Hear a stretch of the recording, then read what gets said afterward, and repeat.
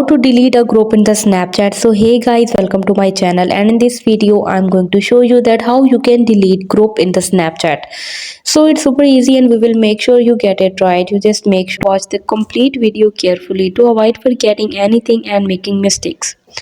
So guys, to delete the Snapchat group, you will have to follow some steps. So open the Snapchat app and go to the chat screen. And after coming on the chat screen, press and hold the group that you want to delete. There I don't have any group, but you have to press and hold the group that you want to delete. And after that, you will have to tap on the chat setting.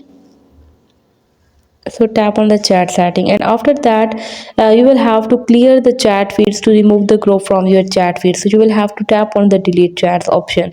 So this is how you can easily delete the groups in from your Snapchat. Hope you guys like my video, and please consider showing your support by commenting, liking, sharing and subscribing to my channel for more valuable content in the future.